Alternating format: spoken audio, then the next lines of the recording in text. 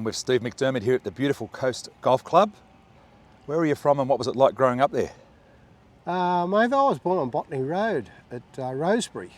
One side of Botany Road's Rosebery and the other side's Beaconsfield. So I was born in Rosebery and then lived nearly all my life in Beaconsfield on the other side of Botany Road. So yeah, born and bred a Rabbitohs supporter. So you're like me, that Take Me Home Botany Road has got a bit of extra meaning, being a Botany boy myself. Certainly has, yeah.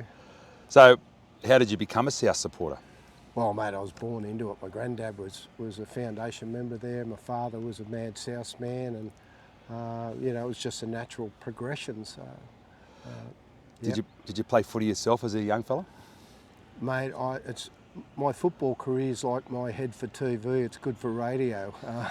Yeah, I did in the juniors, but I wasn't real good. I played in a good footy team, but with some great Souths, or some really good South players, Buddy Kane, Paul Hayward and that, but mate, I was normally on the bench.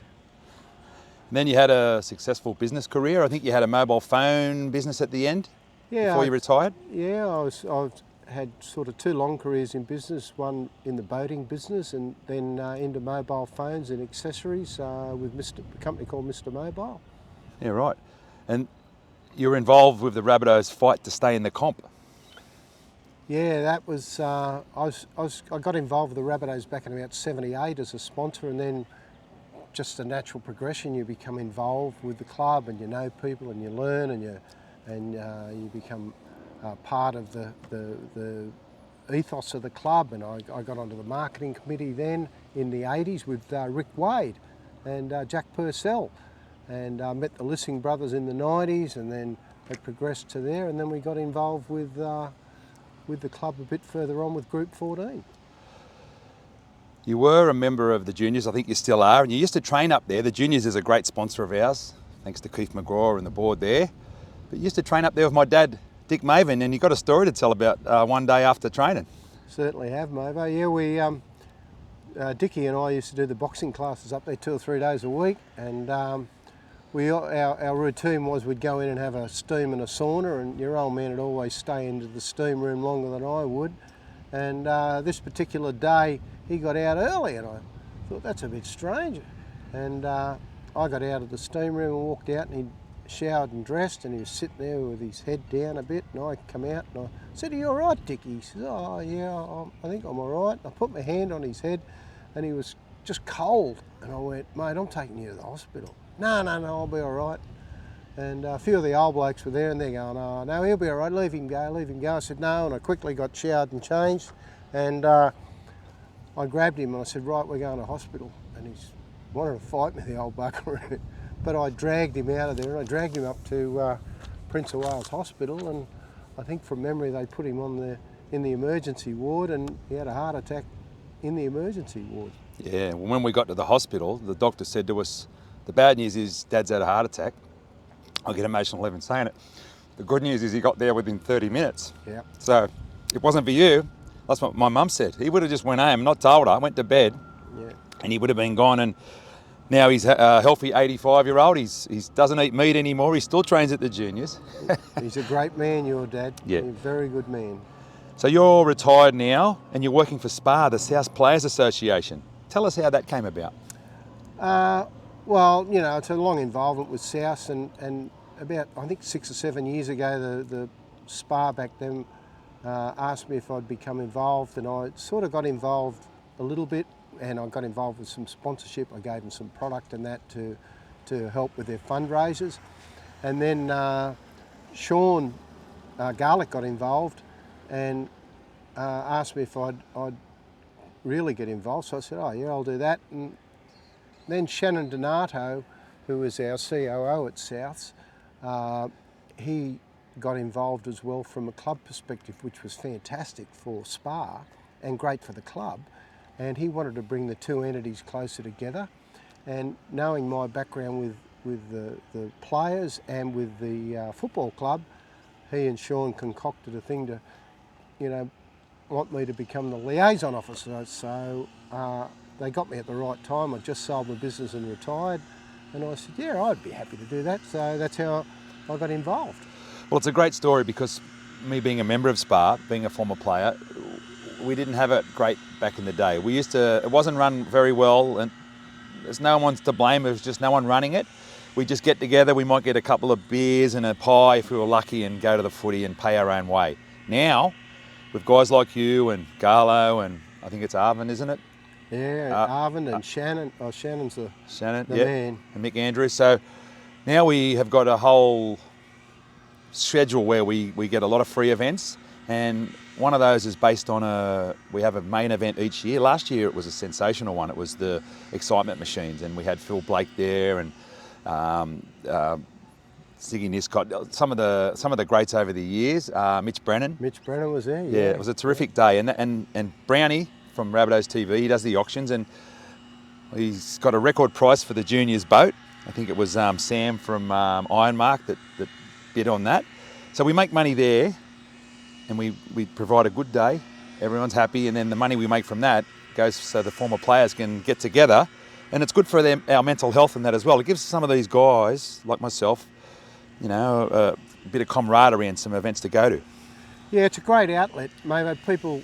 People don't realise that there is a life after football, and they've got to go and do other things in life. But rugby league binds all of these guys together for life, and if we can bring these guys back together and make them feel part of South, because they are part of South. They're as much a part of South Sydney and the story as the greats of the modern greats like Inglis and Burgess and any of them. So we try to bring them together. We hold regular events. Our Mudgee trip is just unbelievable. It's a great weekend away, and the Spas fund a fair bit of that and subsidise that for the players. We do every home match. We have ticketing and drinks vouchers for the first grade footballers, and we get the guys down for those different events, and we help out the Rabbitohs with their corporate events that they have at the grounds. We've got the Churchill Club, we've got the Chairman's Club, so we get some of the guys up there to do regular interviews, and that makes them feel really part of the club again, and it's great to be able to do that. So just run through some of the stuff we've got there. I know you've got it there in front of you. Well, next event actually is Gosford, which is on the 29th of April. It's a Friday event, which is a bit difficult for a lot of guys to get to, but we think that we've got a lot of the old boys on the Central Coast and a lot of the supporters. So at about 4 o'clock we'll all be meeting at the Central Coast Leagues Club, a few beers and something to eat, and we'll have tickets available for those guys to be seated at the game, and it'll be a wonderful night, and it's a good game against Manly. What I like about these events too is, as with in Mudgee when we go to the Oriental pub, is that the fans and the supporters can mingle with the former players. We tell everyone where it's on. So if you're going to go to the Central Coast, or you're watching this from up there, come to the Central Coast Leagues Club at 4 o'clock, have a beer with Ziggy Niscott, or have a chat with Brownie or myself if we're there. And so it's a good way to involve everyone with the club, and also we quite often see Jason Demetrio there and the officials, or maybe some of the players if it's the night before or whatever. Yeah, that's right, and it's important. People, the punters don't, and our supporters don't forget, but the Steve Mavens and the Darren Browns were all greats of their time, and it's great for them to be able to meet these guys, and they tell their kids, and their kids go, "Oh, who's Steve Maven?" Well, they get to meet Steve Maven and Ziggy Niscott and all of the other players, and it's wonderful for everyone else, and it binds the history of the club together. And one they'll always meet out there is Ross Harrington. He's at everyone. The former big man. He's a champion bloke. I love you, Ross, if you're watching this, and also blokes like Tugger and Paulie Roberts. And Tugger and Paulie are going to the Central Coast. Tugger rang me the other day. Him and Cuz are going up there, so that'll be great. And I don't know that we'll get a huge amount up there because it is a Friday night game, and it's pretty tough for people to get away on a Friday. But certainly Tugger's told me him and Paul Roberts, who was another fantastic player for South. Yes. They'll be there. So. Again, anyone that wants to come along at 4 o'clock at the Central Coast Leagues Club, you're more than welcome. And if you're a former player watching this, send us an email to rabbitohsradio@gmail.com, and we'll put you on the database. And you don't have to have played first grade, as long as you had something to do with the club, if you used to strap the legs or... Yeah, the spar is to, you know, even former ball boys of the club, ball boys, strappers, trainers, coaches, please get in touch with us and let us know, because one of the hardest parts is, Mavo, is getting in touch with people. You know, the database is growing, but we need people to reach out to us to give us their details so as we can let them know about events. We've even adopted Chaps in the spa group too, so he loves it too. So tell us about the main event before we move on, mate, the big one we've got coming up. I think it's July. Yeah, it's on the 9th of July. It's the three modern day legends, Sam Burgess, GI, and of course the great John Sutton. And it'll be a wonderful day at the juniors. It's our main fundraiser of the year, and we will be sending out to everybody through the Rabbitohs invitations and information about that event. But be quick, because we haven't even gone out to everyone yet. I think we've sold something like 15 or 18 tables. Yep. And tables of 10 will be $1,400 a table, or $150 a ticket. So just get in touch with, you can send an email to me, but we will be sending out information. So it's important that you come along. It's absolutely a fun day. Great day at the juniors. Drink, feed, and you mingle with superstars of our club. Oh, and the first grade side will be there too, and the coach. There you go. Well, say no more. And Ello. And Roscoe. And Roscoe. Yeah, Roscoe will be there. What are your thoughts on the 2022 Rabbitohs? Look, I think we're starting to come together, you know, as a football side, and we've got some of these new guys coming through. Davey Mawali, wow, and Lachlan Ilias. I think he'll be a great halfback. He's proving himself week after week, and I think he's got what it takes. And I think it was a great signing, and I think we're in for a really good year. It's not what goes on now, Mavo, as we all know. It's what happens at the back end and who's healthy, and there's a lot of factors come into it. So, but I think we're going to have a really good year. So do I. You're on the board of the coast too with Sean Garlick. Tell us how that came about and how the club's going now.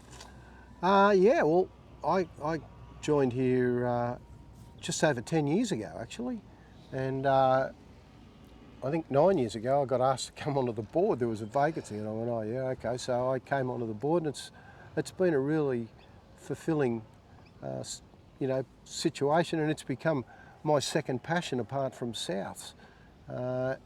Mate, how could you, not like this? It's the most beautiful place in the world. It's the Coast Golf Club is a group of great people. You're a member. We've got a lot of the South peoples that are members here. And it's just a great little golf club that has a fantastic feel about it.